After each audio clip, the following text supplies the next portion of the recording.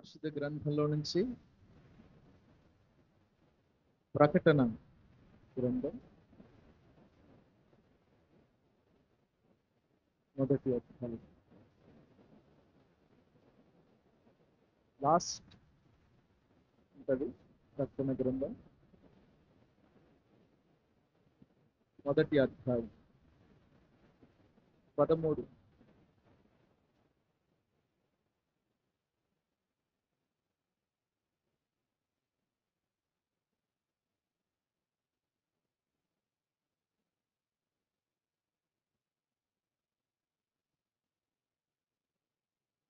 హల్లెలూయా.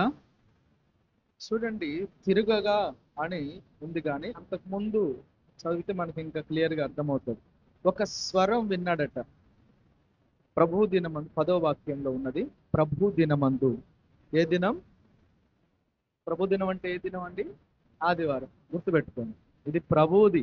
ఇది నీది కాదు, నాది కాదు, మీ ఇంట్లో వాళ్ళు కాదు, మీ బంధువులు కాదు. ఎవరిది? ప్రభు దినమందు ఆత్మవశుడనై ఉండగా. ఆ ప్రభు దినమందు ఏమైపోవాలంటే మనం ఆత్మవశం అయిపోవాలి. మంచి క్లియర్గా అర్థమవుతుంది కదా. ప్రభు దినమందు ఆత్మవశం అయిపోవాలి, ఆహార వశం అయిపోవద్దు. ఆదివారం రాగానే పరుగులెత్తా ఉంటారు, ఎక్కడ దొరుకుతుందా మాంసం అని. అక్కడైపోతే ఇంకొకటి, అక్కడైపోతే ఇంక అక్కడే తిరిగి తిరిగి తిరిగి తిరిగి 12 అయింది. ఇక ఎప్పుడు వస్తారు మందిరాన్ని? హల్లెలూయా. ఎవరి వశం అవుతున్నావు? ఆహార వశం కాదమ్మా, ఆత్మవశం. చెప్పండి, ఏ వశం? ప్రభు దినమందు ఆత్మవశుడనై ఉండగా ఘోరధ్వని వంటి ఒక గొప్ప స్వరం నీవు చూస్తున్నది పుస్తకంలో రాసి ఎఫెసస్, స్ముర్న, పెర్గం, థుయతైరా, సార్దీస్, ఫిలదెల్ఫియా, లవోదికీయ 7 సంఘములకు పంపుమని చెప్పుట నా వెనుక వింటు. ఇది వినగా నాతో మాట్లాడుతున్న స్వరం ఏమిటో అని చూడ తిరిగి తిరగగా అని ఉంది అక్కడ. అర్థమైందా? తిరగగా అంటే చుట్టూ తిరగడం కాదు. తిరగగా అంటే ఎవరో మాట్లాడుతున్నారు. ప్రభు దినం రోజు, ఆత్మవశుడై ఉన్న రోజు యోహాన్ గారు. ప్రభు దినం ఆత్మవశం ఉన్నప్పుడు దేవుడు మనతో మాట్లాడతాడు. హల్లెలూయా. అర్థమవుతుందండి? ప్రభు దినమున ఆత్మవశం అయినప్పుడు మనం ఎవరు మాట్లాడతారు? ప్రభు మనతో మాట్లాడతారు. ఎవరో మాట్లాడారు, ఇదిగో నువ్వు చూస్తున్న వాటిని ఈ సంఘాలకు నువ్వు తెలియచేయాలి, వాళ్ళకు పంపాలి అని మాట్లాడుతా విని వెంటనే అతను తిరిగాడట. ఎటు సైడ్ నుంచి, ఎటు వైపు నుంచి ఆ స్వరం వచ్చిందో అటువైపు తిరిగాడు. కుడివైపు నుంచి వచ్చినప్పుడు కుడివైపు తిరిగాడని అర్థం. ఎడం వైపు నుంచి వస్తే ఎడం వైపు తిరిగాడు. ఎటువైపు మాట్లాడుట విన్నాడో అటువైపు తిరిగాడు. హల్లెలూయా. చూడండి గట్టిగా, హల్లెలూయా. ఆయన తిరగగా ఏం కనిపిస్తున్నాడు? 7 స్వర్ణ దీపస్తంభాలు. ఆ దీపస్తంభముల మధ్య మనుష్య కుమారుని పోలిన ఒకరిని సూచిస్తుంది. ఇతనికి అర్థం కావట్లే ఎవరో ఆయన. చూడ్డానికి అచ్చం యేసు ప్రభులాగానే ఉన్నాడు. యోహాను గారు చూసినటువంటి ఆ పోలిక మనుష్య కుమారుని వలె, మనుష్య కుమారుని పోలిన ఒక వ్యక్తిని చూశాడట. తర్వాత మనకు అర్థమవుతుంది ఆయన యేసు ప్రభువే. హల్లెలూయా, హల్లెలూయా. ఆయన చూడ్డానికి ఎలాగున్నాడంటే అతని స్వరూపం, ఆయన తన పాదముల మట్టుకు దిగుచున్న వస్త్రం, పాదాల వరకు దిగుతున్న వస్త్రం, నిండు వస్త్రం, నిండు వస్త్రం, మర్యాద కలిగిన వస్త్రం, మహిమ కలిగిన వస్త్రం, మొత్తానికి నిండు వస్త్రం. హల్లెలూయా, హల్లెలూయా. పాదాల మట్టుకు దిగుతున్న వస్త్రం. దేవుని కుమారుడైన ప్రభువైన యేసుక్రీస్తు యొక్క వస్త్రధారణ చూడండి ఎలాగ ఉందో, మన వస్త్రధారణ ఎలాగ ఉందో. ప్రియమైన దేవుని బిడ్డలారా, ఆయన వస్త్రం అంటే ఆయన చూడట్లే, ఆయన యొక్క పోలిక లేదా ఆయన యొక్క స్వభావాన్ని చూస్తున్నాడు, ఆయన యొక్క రూపాన్ని చూస్తున్నాడు యోహాను గారు.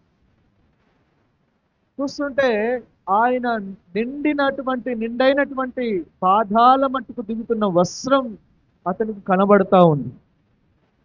గమనించండి, అదే కొన్ని రోజుల క్రితం ప్రభువైన యేసుక్రీస్తు సిలువ వేయబడినటువంటి రోజున ఆయన మీద ఎటువంటి వస్త్రాన్ని లేకుండా అపహాస్యం చేశారు ఆనాటి సైనికులు, రోమీయులు. ఎటువంటి నూలు పోగైనా లేకుండా. మనం కరుణామయుడు అట్లాంటి యశ్ ప్రభువుని కూర్చున్న సినిమాలలో, ఆ సీన్స్ లో చూస్తాం. అది సెన్సార్ అనుమతించదు కాబట్టి వారికి వస్త్రం వేస్తారు.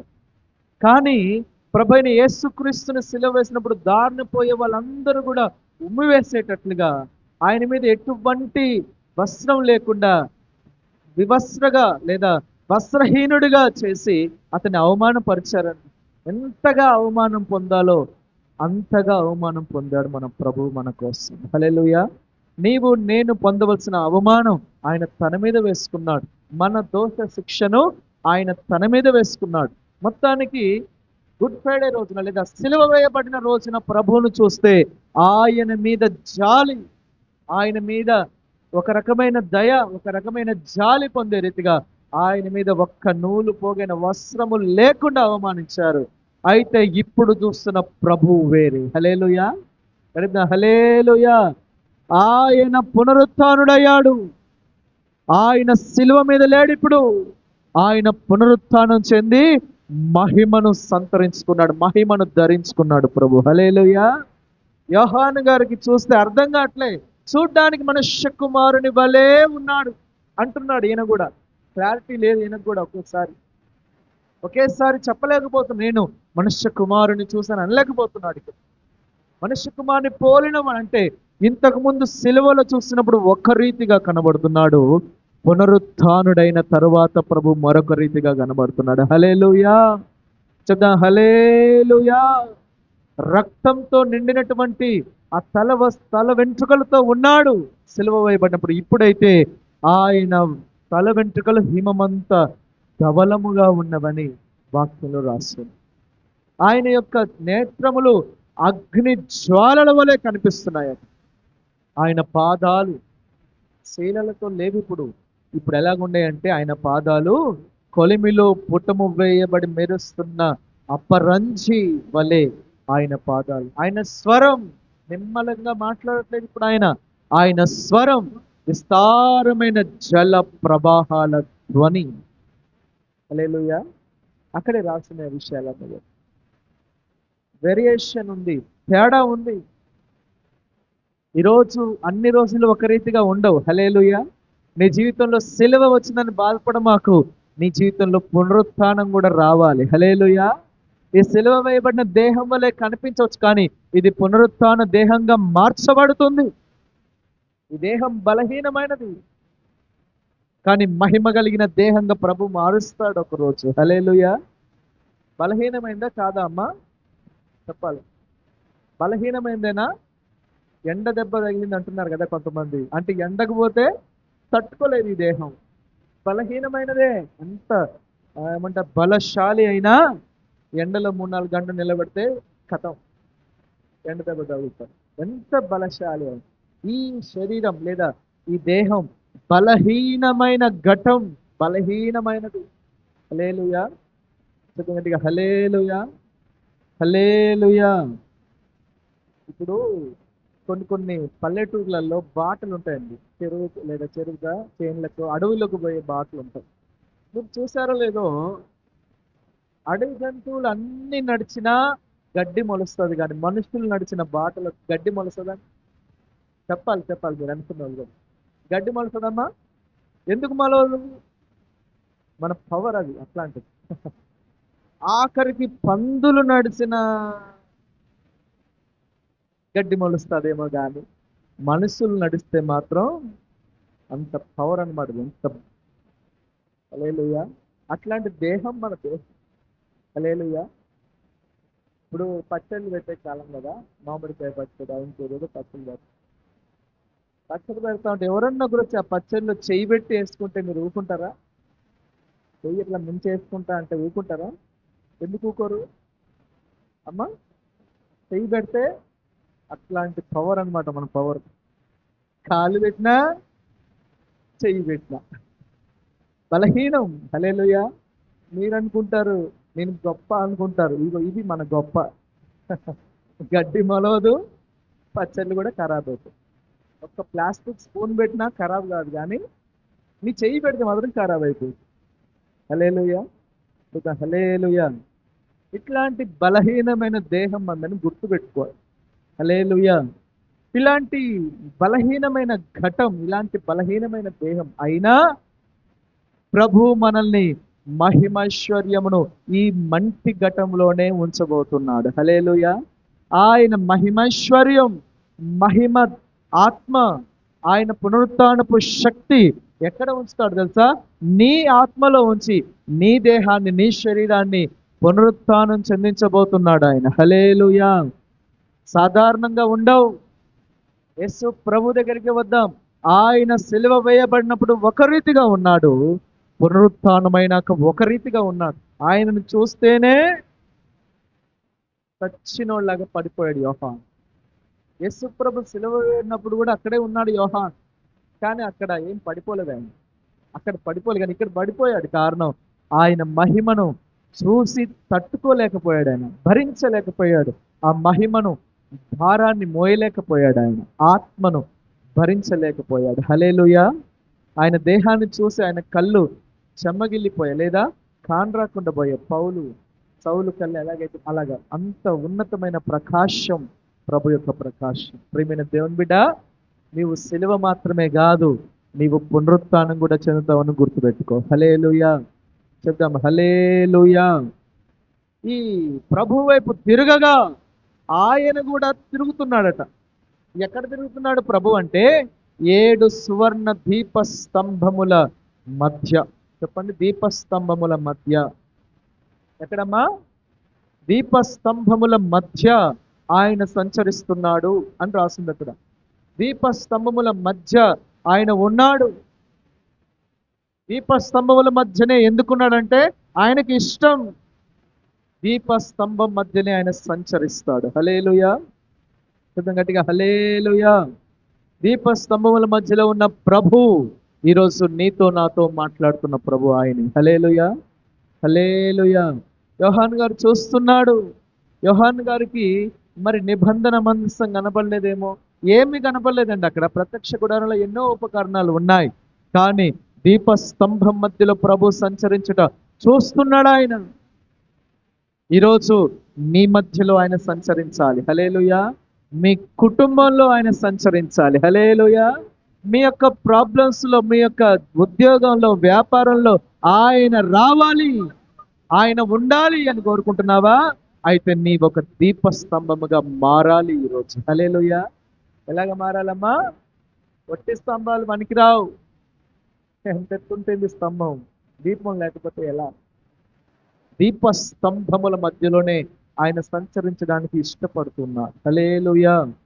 గమనించండి, ఎలీషా ప్రవక్త కాలంలో ఆయనను, లేదా ఎలీషా ప్రవక్తను చంపడం కొరకు సిరియా సైన్యం అంతా ఏకమై వచ్చినా వారి చుట్టూ దేవుని యొక్క సన్నిధి, దేవుని యొక్క కాపుదల సంచరిస్తున్న ఆయన దేవుని యొక్క ఏమంటారు, రక్షణ వలయాన్ని చూడలేకపోయారు చాలా మంది. కానీ ఎలీషా ప్రవక్త చూశాడు ఆ కాపుదలను. హల్లెలూయా. ఈరోజు నీవు చూడాలి, నీ చుట్టూ సంచరిస్తున్న దేవుని ప్రభావమును నువ్వు చూడాలి. హల్లెలూయా. చెప్తాం గట్టిగా హల్లెలూయా, హల్లెలూయా. ఎక్కడ సంచరిస్తున్నాడమ్మా ప్రభు? దీపస్తంభముల మధ్య. ఈరోజు నీ స్థితి ఎలాగ ఉంది? ప్రభువు రావాలా?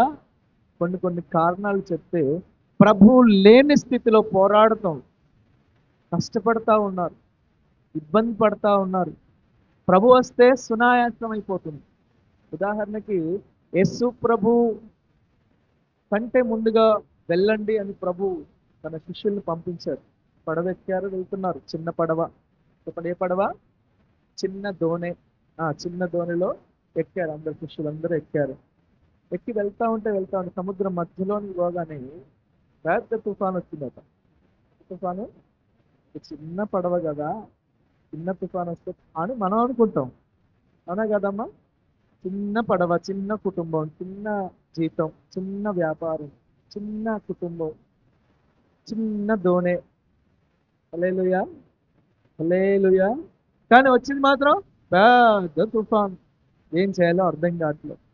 ఒక్కొక్కసారి మన జీవితాలు కూడా అలాగనే కదా, ఏదో ఒక చిన్నపాటి వెసులుబాటు ఉందనుకుంటే ఏదో ఒక పెద్ద కబురు, అమ్మో అసాధ్యం, మనం బయటపడలేం, మనం ముందుకు వెళ్ళలేం, మనం ఏమీ చేయలేం, మన వల్ల కాదురా బాబు అని కూలబడే స్థితి ఆ రోజు శిష్యులకు. యేసు ప్రభు లేని ప్రయాణం. చెప్పండి, ఏ ప్రయాణం అది? ఉన్నాడామా? లేడు.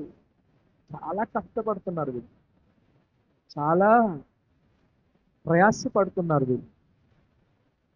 ప్రయాసం అధికమైపోతుంది. నీ ప్రయాసం నేను హెచ్చిస్తానన్నాడు ప్రభు. అంటే ప్రభు లేకపోతే ప్రయాసలు ఎక్కువైపోతాయి. ఏదేంలో ఉంటే ప్రయాస లేదు. నువ్వు ఏదేళ్ళ నుంచి బయటికి వెళ్ళగొట్టబడ్డావు కాబట్టి నీ ప్రయాస, వేదన ఎక్కువైపోతుంది, నీ కష్టం ఎక్కువైపోతుంది, నువ్వు చెమట కార్చి నువ్వు పండిస్తావు. ఇవన్నీ ప్రభువుకు దూరంగా ఉండే వాళ్ళు చేసే పనులు. హల్లెలూయా.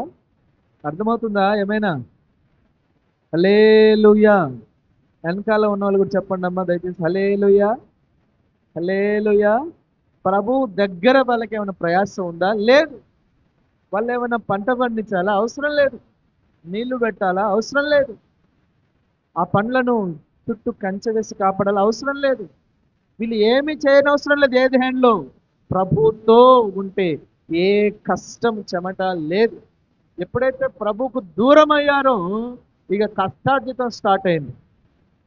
నువ్వు ప్రయాసపడి నీ చెమట కార్చి నువ్వు ఆహారమును పండిస్తావు, భూమిని సేద్యపడి. అది కష్టం. అది ప్రభు లేని ప్రయాణం శిష్యులకు. ఆయన దగ్గర ఉంటే సునాయాసం, ఆగిపో, నిమ్మలమైపోని ఒక్క మాట చెప్తాడు ప్రభు అంతే.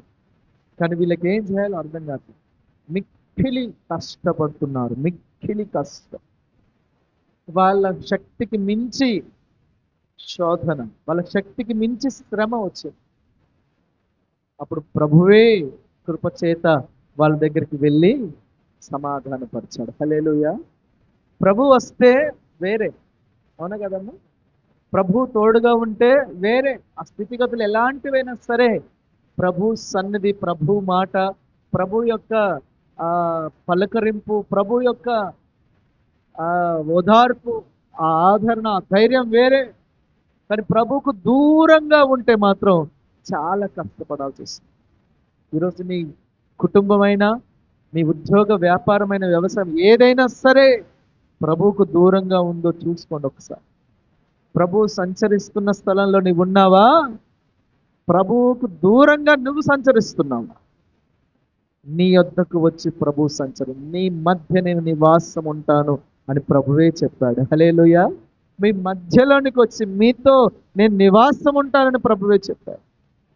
అడ్డతెర చినిగిపోయింది. ఆయన ఏ మాత్రం సెపరేషన్ చూడట్లేదు. ఇప్పుడు నీతో ఉండాలి, నీతో మాట్లాడాలి, నీతో సహవాసం చేయాలని ప్రభు ఆశతో చూస్తున్నాడు. అయితే నీవెలాగా మార్చబడాలంటే దీపస్తంభం వలె మార్చబడాలి. హల్లెలూయా. ఎలాగ మార్చబడాలమ్మా? దీపస్తంభం. బైబిల్ గ్రంథంలో దీపస్తంభం, దీప వృక్షం అని 2-3 వచనం. క్యాండిల్ స్టిక్ అన్నారు, మనోరా అన్నారు ఇంగ్లీష్లో, క్యాండిల్ స్టిక్ అన్నారు, దీప ల్యాంప్ స్టాండ్ అన్నారు. ఎన్నో రకాల పదాలు ఉన్నాయి. దీప వృక్షం అని మనం చూస్తాం నిర్గమాకాండం. ఈ దీప వృక్షంగా మనం మార్చబడాలి మెయిన్. హల్లెలూయా. హల్లెలూయా. దీపవృక్షం సంఘానికి పోల్చబడింది. నీకు నాకు సంఘం అంటే మళ్ళీ ఎవరో కాదు, నీవు నేను ఒక దీపవృక్షంలాగా మార్చబడాలి. ఈ దీపవృక్షంలాగా మార్చబడితేనే ఎవరు సంచరిస్తారు? ప్రభు సంచరిస్తాడు. ప్రభు సంచరిస్తే ఏమవుతుంది? నీ ప్రతి అసాధ్యమైన కార్యాలు సుసాధ్యమైపోతాయి వెంటనే. హల్లెలూయా. అసాధ్యమైన కార్యం ఆయన వచ్చేదాకనే అది అసాధ్యం. ఆయన వచ్చాడో చిన్నదానల్లే అంటాడు అంతే, ఇంకేం లేదు ఇక. హల్లెలూయా. ఆయన వచ్చేదాకనే ఏడుపు, ఆయన వచ్చేదాకనే కంగారు, ఆయన వచ్చేదాకనే కలవరం శిష్యులలో, ఆయన వచ్చేదాకనే భయం. ఆయన వచ్చాడో అన్నిటికీ సమాధానం కలుగుతుంది. హల్లెలూయా. ఈరోజు ఆ సంపూర్ణమైనటువంటి ఆ సమాధానం నీకు కావాలి అని అంటే ఈరోజు ఒక తీర్మానంలోనికి నువ్వు రావాలి. నేను ఒక దీప స్తంభంగా మార్చబడాలి. హల్లెలూయా. గట్టిగా హల్లెలూయా. ఆ దీపస్తంభంలాగా ఎలాగ మారాలి, ఏం చేస్తే, ఎలాగ ఉంటే మేము దీపస్తంభంలాగా ఉండగలుగుతాం అంటే ఒకటి రెండు విషయాలు మీకు చెప్పి నేను ముగిస్తాను. చూడండి, నిర్గమకాండంలో మొట్టమొదటిసారిగా ఈ యొక్క దీపస్తంభం గురించిన వివరణ నిర్గమకాండం 25వ అధ్యాయం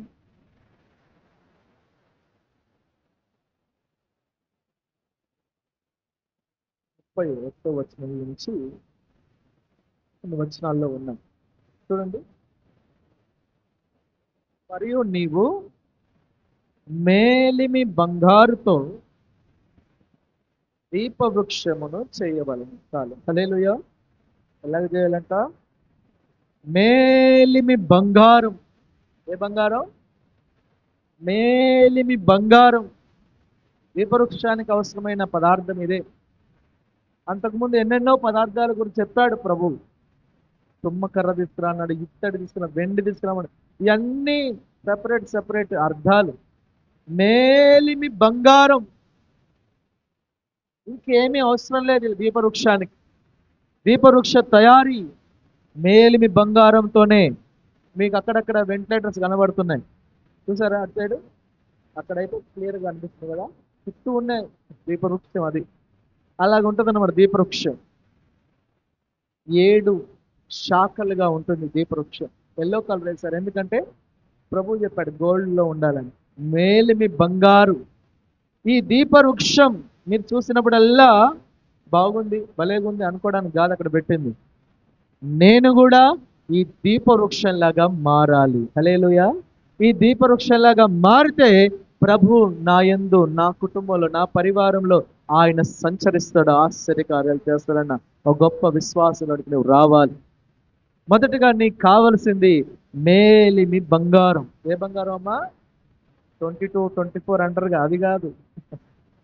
మేలిమి. ఇంకా బైబిల్ గ్రంథంలో రాస్తుంది బంగారం విశ్వాసంతో పోల్చారు కదా.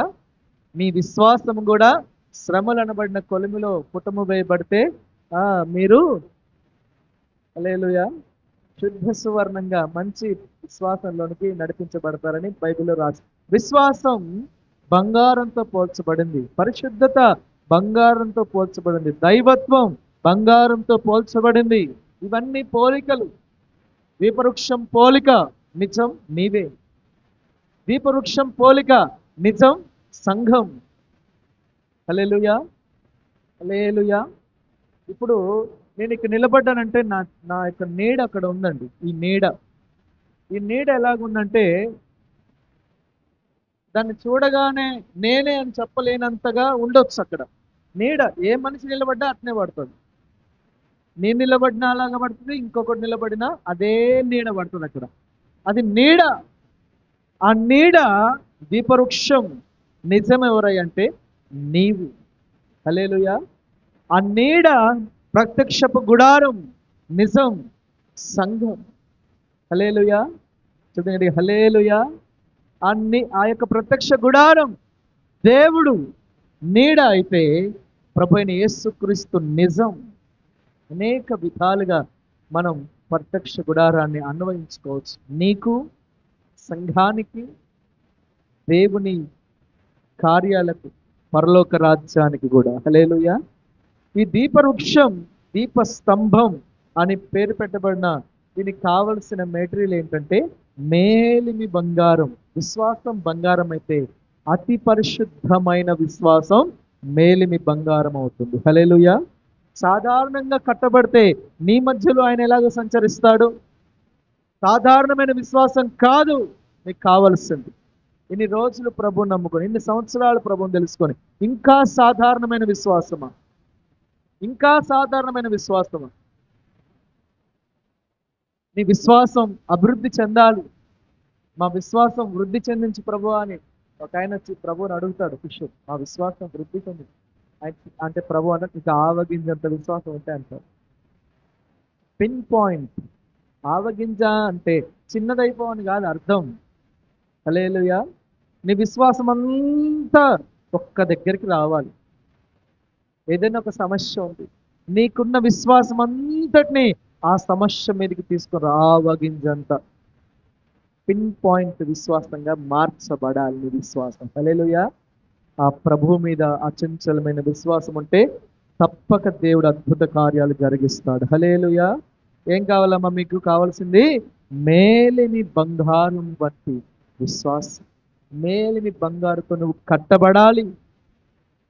నీ మెడలో నీ చెవులకు మేలిమి బంగారం ఉండాలని ఎలాగైతే ఆశిస్తున్నావో, నీవే ఒక మేలిమి బంగారు లాంటి అతి పరిశుద్ధమైన విశ్వాసం. బైబిల్ రాస్తుంది, నిన్ను నీవు అతి పరిశుద్ధమైన దాని మీద నిన్ను నువ్వు కట్టుకోవాలి. యోహాను రాసిన పత్రికలో ఉంటుంది, అతి పరిశుద్ధమైనటువంటి దాని మీద నిన్ను నీవు కట్టుకో, నిన్ను నువ్వు నిర్మించుకో. ఆ అతి పరిశుద్ధమైన విశ్వాసం ఒక ఒక మెట్టు మీద నుంచి మరొక మెట్టు మీదకి నీవు నడవాలి, విశ్వాసంలో వృద్ధి చెందాలి. బైబిల్ గ్రంథంలో విశ్వాసం గురించి ఎన్నో విషయాలు ఉన్నాయి. అల్ప విశ్వాసం ఉంటారు, ఇంకా అధికమైన విశ్వాసం. ఇంత గొప్ప విశ్వాసం అని ప్రభువు చెప్పాడు కదా. విశ్వాసం ఇజ్రాయెల్లో నేను ఇంత గొప్ప విశ్వాసం నేను చూడలేదని అయితే చెప్పాడు. అమ్మా నీ విశ్వాసం గొప్పది అని ప్రభు చెప్పాడు. ఇంత గొప్ప ప్రభు విశ్వాసాన్ని మెచ్చుకున్నట్టుగా ఎవరిని మెచ్చుకోలేదు. హల్లెలూయా. నీ విశ్వాసాన్ని తప్పకుండా మెచ్చుకుంటాడు. పక్షవాతంతో వచ్చిన వ్యక్తి, తీసుకొని రాబడిన వ్యక్తి, వాడిని ఇలా కిందికి దించారు, కానీ పైన కొంతమంది చూస్తున్నారు కిటికీలో నుంచి లేదా ఆ కప్పులో నుంచి. ప్రభు వారి విశ్వాసమును చూసి అని బైబిల్లో రాసింది. ఏం చూస్తాడు ప్రభు? నీ విశ్వాసాన్నే చూసి కార్యం చేస్తాడు. గుర్తుపెట్టుకోండి, నీ విశ్వాసంగానే ఉందా? అతి పరిశుద్ధమైన విశ్వాసంగా మార్చబడుతుందా? హల్లెలూయా. హల్లెలూయా. నీ విశ్వాసంలో అభివృద్ధి రావాలి. నీ కొరకు మాత్రమే కాదు, ఇదిగో అతన్ని బాగు చేయగలడు ప్రభు అని అతని స్వస్థత కొరకు కూడా నీకు విశ్వాసం ఉండగలిగేంత ఆ మేలిమి బంగారు లాంటి విశ్వాసం నీలో ఉందా? నీకు నీవే విశ్వసించలేకపోతున్నావా? ఎక్కడో ఒక వ్యక్తి కొరకు నువ్వు ప్రార్థన చేస్తే తప్పకుండా స్వస్థపరచబడతారన్న విశ్వాసం నీలో ఉందా? ఆనాడే యేసు ప్రభు ఎదుటనే కొంతమంది చూస్తున్నారు విశ్వాసంతో. హల్లెలూయా. వారి హృదయంలో ఉన్న విశ్వాసాన్ని ప్రభు చూశారు. తనకు విశ్వాసం ఉంది, రెండవదిగా ఇతరుల కొరకు కూడా ప్రభు చేయగలడు అన్నంత విశ్వాసం నీలోనికి రావాలి. అది అతి పరిశుద్ధమైన విశ్వాసం. హల్లెలూయా. గట్టిగా హల్లెలూయా. ఎలాగంట? మేలిమి బంగారం. సాదా సీదాగా నువ్వు భక్తి చేస్తే ఆయన నీ వద్దకు వచ్చి, నీ కుటుంబంలోకి వచ్చి, నీ వ్యక్తిగత లేదా నీ యొక్క వ్యాపార ఉద్యోగాల్లోకి వచ్చి కార్యం చేస్తారు అనుకోమా. నీ విశ్వాసం అతి పరిశుద్ధమైనదిగా మార్చబడుతూ ఉంటే ఆయన తప్పకుండా నీ మధ్యకు వచ్చి ఆయన కలగజేసుకొని కార్యం చేసేస్తాడంతే. హల్లెలూయా. హల్లెలూయా. హల్లెలూయా. తర్వాత వచనం ఏముంది? నఖిషి పనిగా ఈ దీపవృక్షాన్ని చేయాలట. ఎలాగ చేయాలంటమ్మా? నఖిషి. నఖిషి అంటే నక్షి పని అంటే, ఉదాహరణకి ఒక బంగారపు ముద్ద అనుకుందాం. ఒక బంగారపు ముద్ద తీసుకొని దాన్ని కొడుతూ శృతితో కొడుతూ సాగదీస్తూ అలాగే చేయాలిగా. ఇంకొక ముక్క తీసుకొచ్చి పెట్టద్దు, ఇంకొక బంగారం తీసుకొచ్చి పెట్టద్దు, వేరే బంగారం తీసుకొచ్చి పెట్టద్దు. ఇక్కడ మరొకటి రాకూడదు దీనిలోనికి. నీవు కలిగినటువంటి ఆ అతి పరిశుద్ధమైనటువంటి విశ్వాసంలోనికి మరి యొక్క విశ్వాసం రాకూడదు, వేరొకటి అందులో చోటు చేసుకోకూడదు. అదే కొట్టబడుతూ సుత్తి వాక్యానికి సూచనగా ఉంది కదా, ఆ వాక్యము చేత నీ విశ్వాసము కొట్టబడుతూ ఉండాలి. హల్లెలూయా. కొట్టబడుతూ ఉన్నారా? కొట్టబడుతూ ఉంటే మీరు ధన్యులు. హల్లెలూయా. కొట్టాలి బాగా. ఎందుకు కొట్టాలి? దేవుని వాక్యంతో నీవు కొట్టబడుతూ ఉండాలి. అప్పుడు నీవు మేలిమి ఏమంటారు, మంచి దీపవృక్షంగా మార్చబడతావు. ఈ దీపవృక్షం యొక్క ప్రాధాన్యత అంతా ఇంత కాదండి. చూడండి, ప్రత్యక్ష గుడారం గురించి మనకు తెలుసు. ఇట్లాగనే ఉంటుంది గుడారం, కానీ చుట్టూ ఎటువంటి వెలుతురు ఉండదు. లోపలికి పోతే అంత చీకటే ఉంటుంది, మొత్తం చీకటే ఉంటుంది ఒకవేళ దీపవృక్షం లేకపోతే. అందుకనే ప్రభు లోపలికి రాగానే ఈ ఉత్తర దిక్కున, ఉత్తరం అయితేనా ఇట ఉత్తర దిక్కున, ఇటు తూర్పు అయితే ఇటు ఉత్తరం అవుతుంది కదా, ఇటువైపు దీపవృక్షం ఉంటుంది. ఏముంటుందమ్మా? దీపవృక్షం. దానికి ఎదురుగా రొట్టెల బల్ల ఉంటుంది, సన్నిధి రొట్టెల బల్ల ఉంటుంది. దానికి ఇటువైపు ప్రార్థన ధూప వేదిక ఉంటుంది, ఇక్కడ ఉంటుంది. ఈ మూడు ఈ పరిశుద్ధ స్థలంలో ఉంటుంది. దీని వెనకాల తెర ఉంటుంది, ఇట్లాంటి ఒక తెర, పెద్ద తెర. తెర వెనకాల మందస్సం ఉంటుంది. ఇది ప్రత్యక్ష గుడారం లోపల. బయట ఏమున్నాయి? ఏమంటారు అది? బలిపీఠం. ఇక్కడి బలిపీఠం, గంగాలు, ఇవి రెండు బయట ఉంటాయి. ఇప్పుడు మనం బయట ఉన్న వాళ్ళం కాదు, ఇప్పుడు లోపలికి వచ్చాం మనం. హల్లెలూయా. యేసు ప్రభు, బలిపీఠమైన ప్రభు అయిన యేసుక్రీస్తునందు విశ్వాసం ఉంచి గంగాలంలో చెట్లు అనగా బాప్తిసం పొంది లోపలికి వచ్చేస్తాం. ఇప్పుడు మనకి ఏం కావాలంటే వెలుతురు కావాలి. హల్లెలూయా. హల్లెలూయా. ఈ వెలుతురు ఎక్కడి నుంచి వస్తుందయ్యా అంటే, ఇప్పుడు చెప్పానే దీపవృక్షం, దీపస్తంభం అని, అలాంటి 7 శాఖలు ఉన్నాయి. ఆ 7 కొమ్మల మీద 7 దీపాలు ఉన్నాయి. ఆ 7 దీపాల మీద దీపం నిత్యము వెలుగుతూ ఉండవలెను. హల్లెలూయా. గట్టిగా హల్లెలూయా. బయట వెలుతురు పనికిరాదు. బయట వెలుతురు, సూర్యుని వెలుతురు దేవుడే చేశాడు. సూర్యుని వెలుతురు బయట అంతా, లోకమంతా సూర్యుని వెలుతురు, చంద్రుని వెలుతురు ఇదే. కానీ సంఘంలో, జీవము కలిగిన దేవుని మందిరంలో ఏది వెలుతురు ఇవ్వాలి, ఏమి వెలుగునివ్వాలి అంటే దీపస్తంభం వెలుతురులో మాత్రమే. హల్లెలూయా. హల్లెలూయా. హల్లెలూయా. నీవు వెలగాలి. లోకం వచ్చి ఇక్కడ వెలగకూడదు. అర్థమవుతుందా? వ్యర్థమవుతుందా? లోకపు ఆచారం, లోకపు నటన, లోకపు వ్యవహారాలు నీలోనికి రాకూడదు. ఒకవేళ వచ్చాయో నీవు బయట ఉండవలసిన వ్యక్తివి, నువ్వు లోపల వెలగవలసిన వ్యక్తివి కాదు. దేవుడు కోరుకుంటున్నాడు, ఈ లోకపు వెలుగు కాదు ప్రభువుకి ఇష్టమైనది. ప్రభు సంచరిస్తున్న స్థలం లోకం కాదు, ఆయన పరిశుద్ధ స్థలంలో దీప వృక్షపు వెలుతురులో యాజకులు నడుస్తూ ఉంటారు. హల్లెలూయా. హల్లెలూయా. హల్లెలూయా. బలిపీఠం మీద ఉన్న ఆ నిప్పు, ఆ ఏమంటారు, ఆ అగ్ని, బలిపీఠపు అగ్నితో మాత్రమే ఈ దీపవృక్షం వెలగాలి, కానీ మరి యొక్క అగ్ని రాకూడదు లోపలికి. ప్రభువైన యేసు క్రీస్తు ద్వారానే నువ్వు వెలగాలి, కానీ మరొకరి ద్వారా నువ్వు వెలగకూడదు. వెలగలేవు ఎక్కువ కాలం. దేవుడు వెలిగించాలి మనల్ని. హల్లెలూయా. చదువుతామండి. హల్లెలూయా. ఒకటి, దీపవృక్షం మధ్యలో ప్రభు సంచరిస్తున్న మనం కూడా దీపవృక్షంలాగా మారాలి. మేలిమి బంగారు లాంటి అతి పరిశుద్ధమైన విశ్వాసం కలిగి ఉండాలి. రెండవదిగా, నక్షి పనిగా మేలిమి బంగారు లాంటి విశ్వాసం ఉందండి నాకు, నేను ఇంటికాడ కూర్చుంటా అంటే సరిపోదు.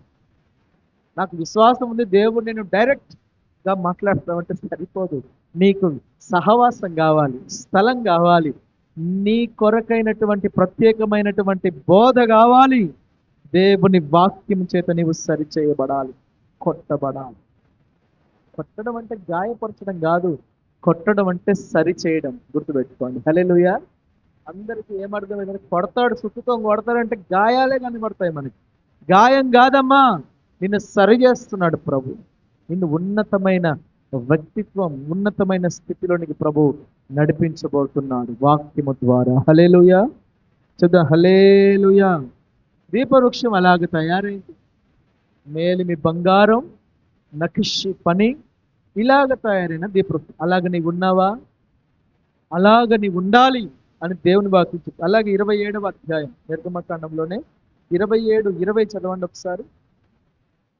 మరియు దీపము ఎలాగుండాలంటమ్మా? నిత్యము వెలగాలి. నిత్యము వెలగాలి దీపం. ఎలాగ వెలగాలి? ఒక్కసారి వెలుగుతాను, ఆదివారం వెలుగుతాను, సోమవారం బంద్ చేస్తానంటే కుదరదు.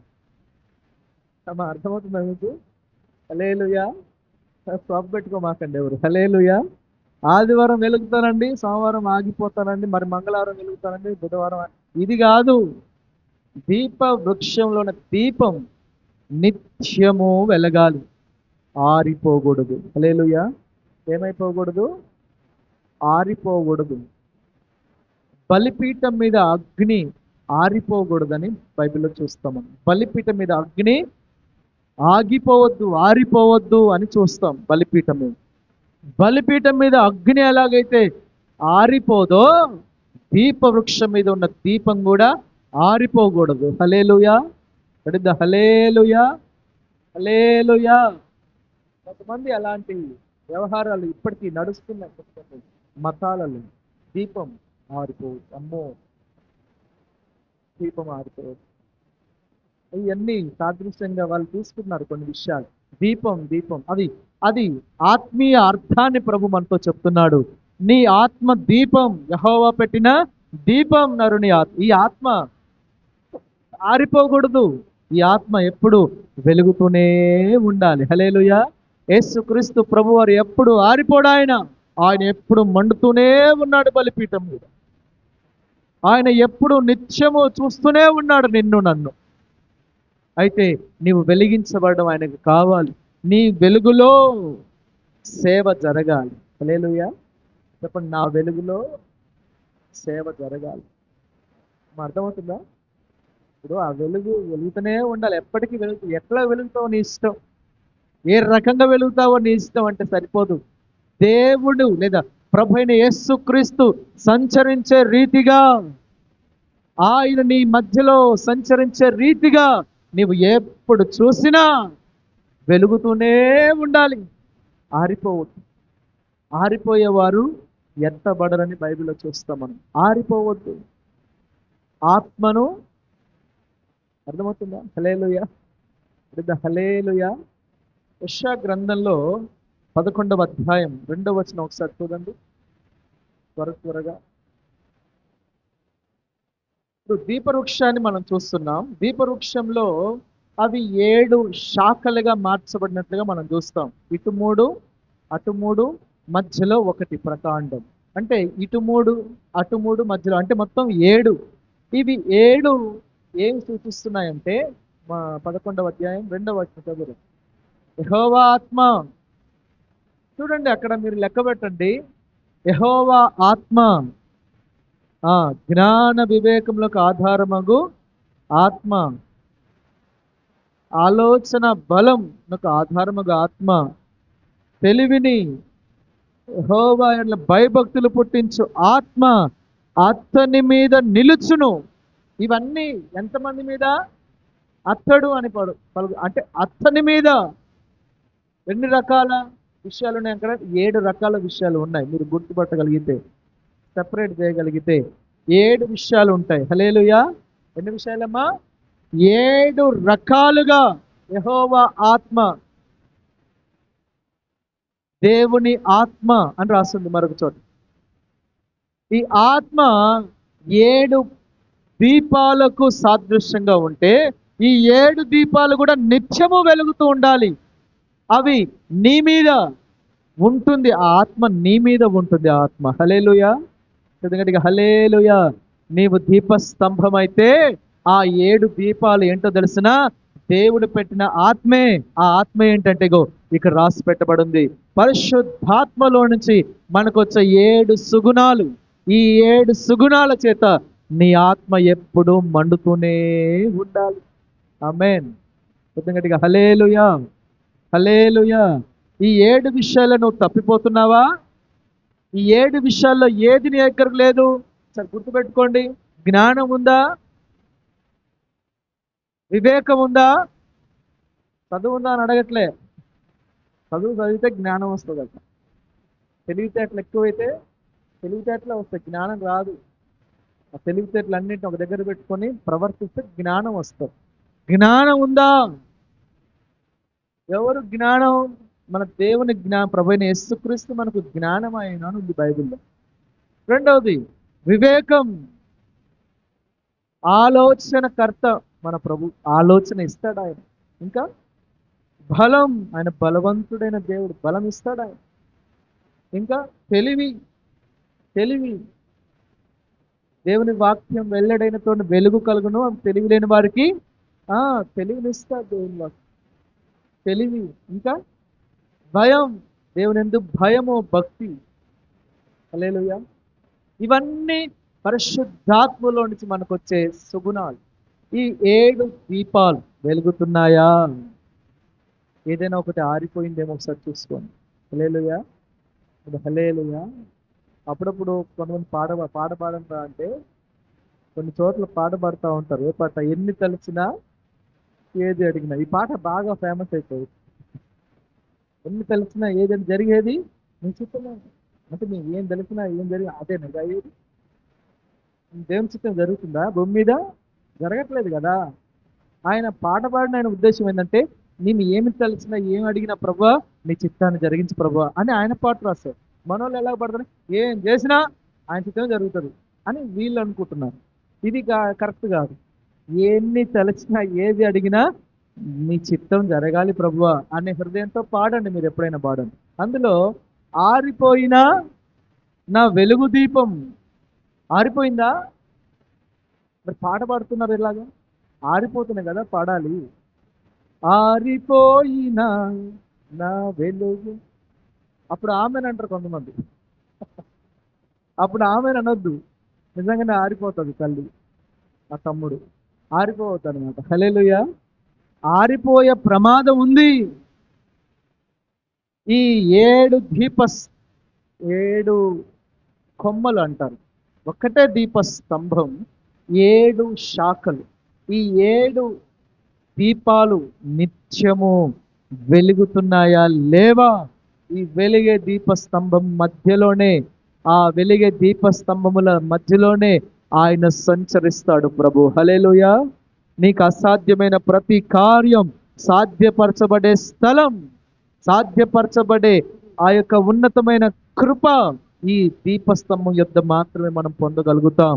అందుకనే ఈ వాక్యం వింటున్న నీ జీవితంలో ఒకవేళ వెలుగుతున్నావా, ఒకవేళ ఆరిపోయిన స్థితిలో నువ్వు ఉంటే, ఈ 7 దీపాలు నిత్యము వెలుగుతూ ఉండాలని యేసయ్య కోరుకుంటున్నాడు.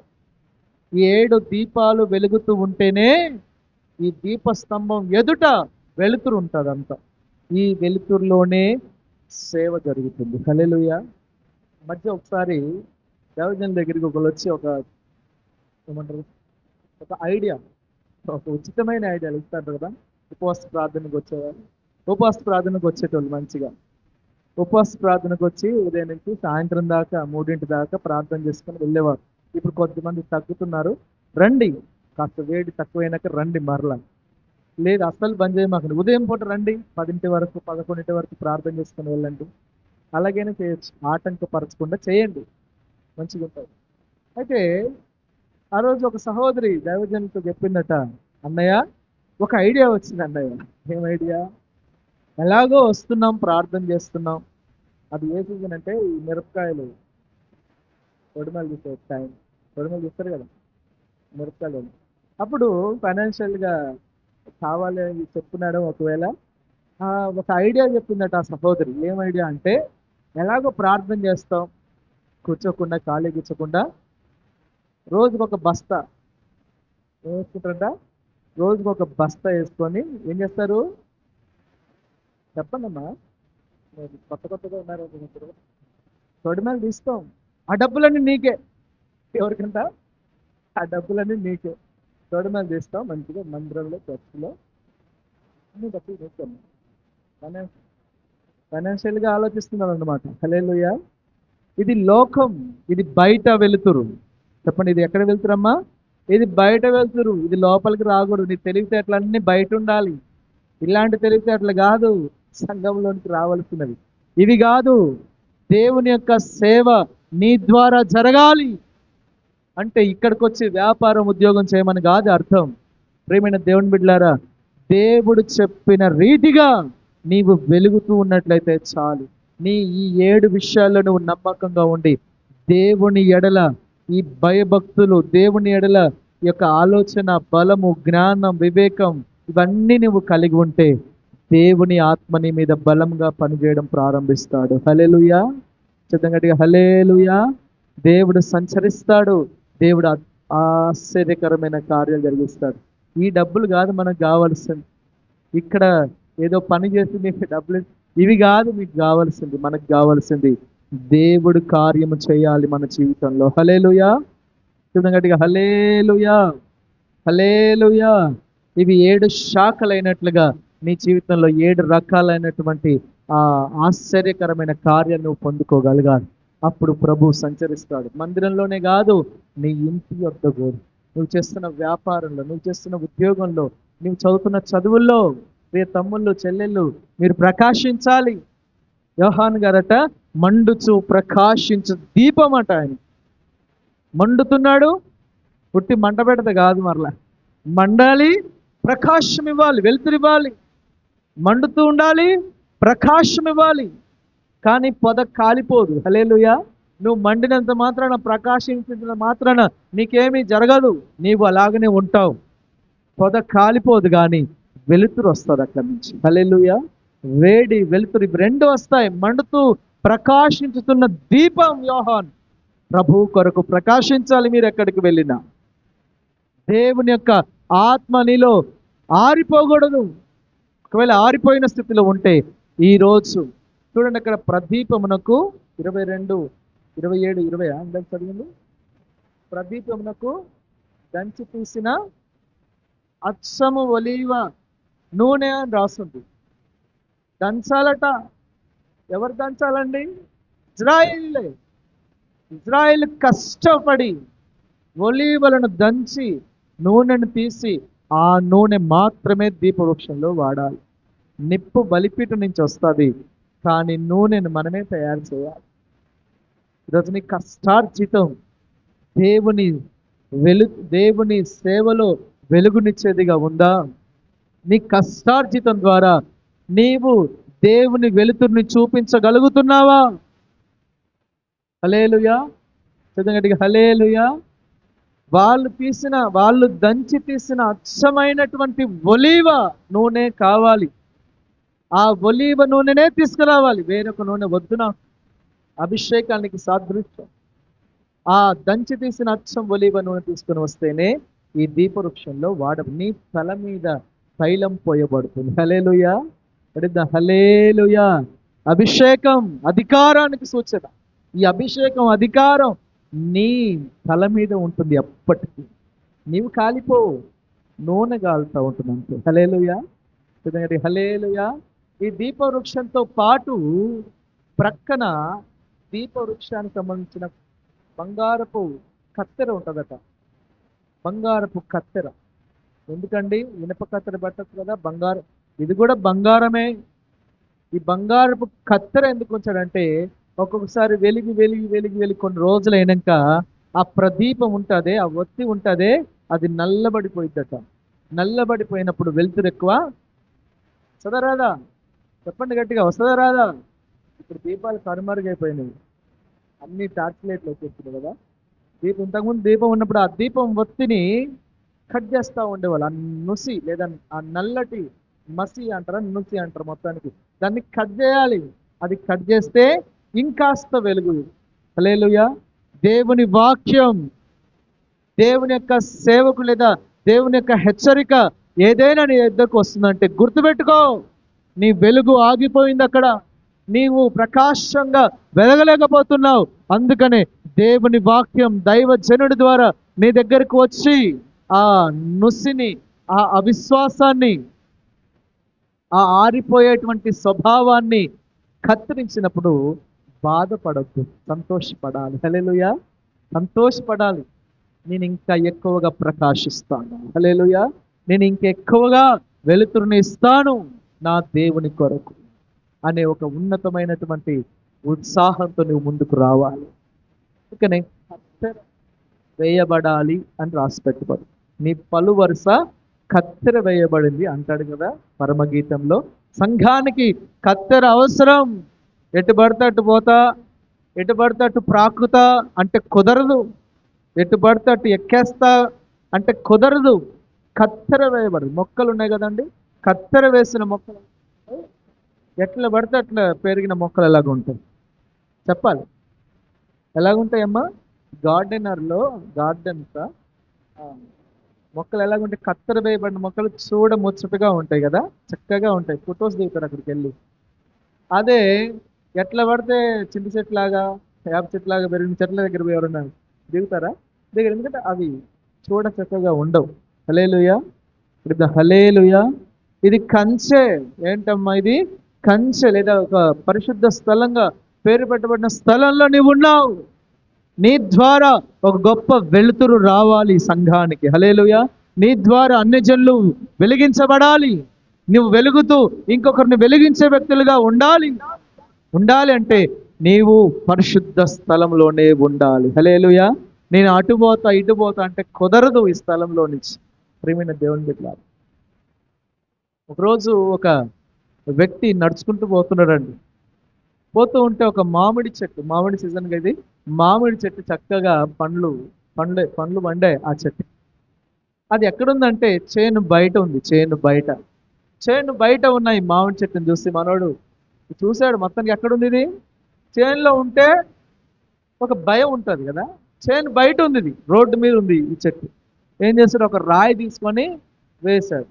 కింద పడితే తీసుకుంటున్నాడు. ఆ పక్కన వచ్చి అంటాడు, ఏంటి బాబు, ఏంటి అలా కొట్టావు? ఎందుకు కొట్టావు? అలాగా రాళ్ళు తీసుకుని ఎందుకు కొట్టావు చెట్టుని? నీదా అన్నట్టుగా మాట్లాడితే అతడు అన్నాడట, ఆ కొట్టినోడు ఒకటే ఒక మాట అన్నట, నీదా అన్నాడట. ఏమన్నాడు? నీదా మామిడి చెట్టు?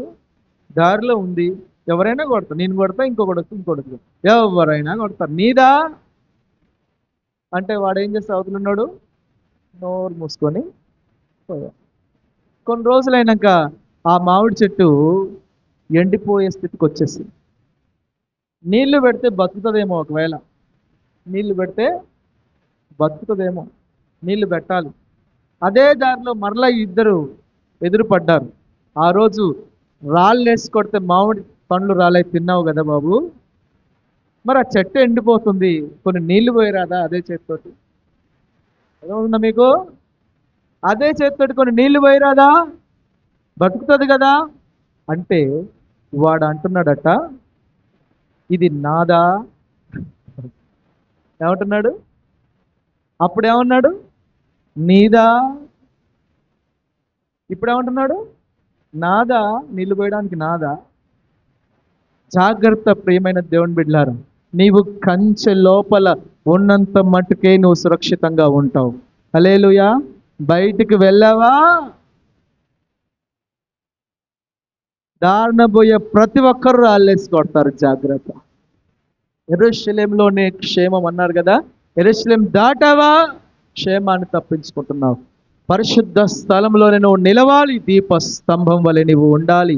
నీవు నిత్యము వెలుగుతూ ఉండాలి, మేలిమి బంగారుగా నీవు ఉండాలి, నక్షి పనిగా నీవు ఉండాలి, నీ మీద తైలం ఎప్పుడూ ఉండాలి. హల్లెలూయా.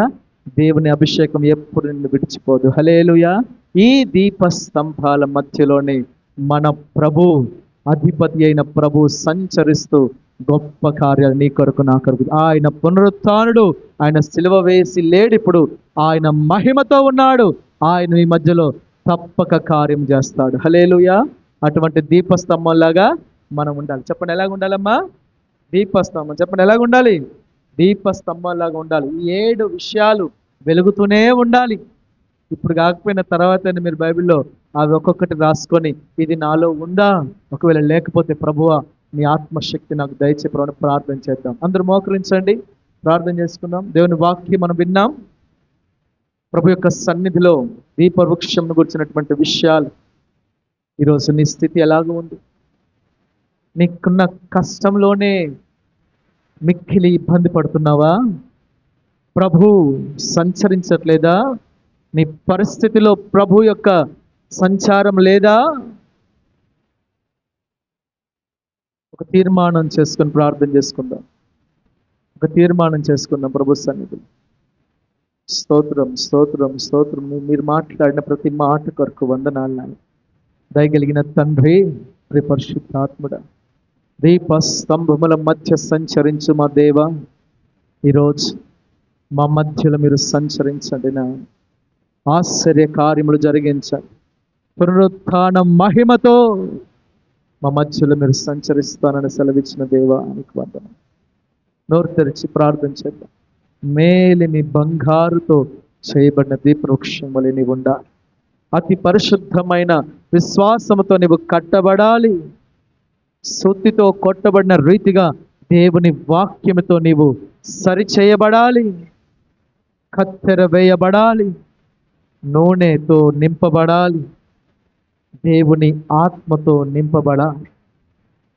నీవు వెలిగించువానిగా, వెలిగించు వ్యక్తిగా ఉండాలి. నీ వెలుగులో అన్ని జనులు రక్షణ పొందాలి. ప్రభువైన యేసు క్రీస్తు దేహం, ఆ రొట్టెలు కనబడాలి అంటే దీపం వెలగాలి. ధూపం కనబడాలి అంటే దీపం వెలగాలి. పరిశుద్ధ స్థలంలో లోకం రాకూడదు. లోకపు వెలుగు నీలో ఉందేమో, లోకపు నటన గతించిపోతాయి. దేవుని చిత్తం చేయి, నిరంతరము నిలుస్తాం. పరిశుద్ధుడగు తండ్రి, జీవాధిపతి మీకు వందనాలు. ప్రేమ కలిగిన తండ్రి, మీరు సెలవిచ్చిన ప్రతి మాట కొరకు స్తోత్రాలు. ప్రేమ కలిగిన ప్రభువా, ఒకరొక్కరు మీరు దర్శించినందుకే వందనాలు. మీ వాక్యం మేము విని ఉన్నాం ప్రభువా, నీ వాక్యానుసారంగా ప్రవర్తించు కృప దయచేయండి. దీప వృక్షము వలె ఒకరొక్కరు మండుచు ప్రకాశించు దీపము వలె నడుచుదురుగాక నాయన. వారున్న స్థలంలో ప్రభు నీ వెలుగు అనేకులకు కనపరచుదురుగాక నాయన. మనుష్యుల ఎదుట మీ సత్క్రియల ద్వారా మీరు వెలగాలి అని మీరు సెలవిచ్చారు నాయన. వెలిగే దీపస్తంభములుగా మీ ప్రజలు వెలుగుదురుగాక నాయన. మీ ఆత్మశక్తిని దయచేయండి. మీ అభిషేకమును తోడుగా ఉంచి ఒకరొక్కని ప్రభు పేరు పేరు మీరు ఆశీర్వదించమని కోరుతూ, విన్న వాక్యం వీళ్ళ చేత స్థిరపరచమని కోరుతూ యేసు క్రీస్తు నామములో అడుగుచున్నాము తండ్రి. ఆమేన్.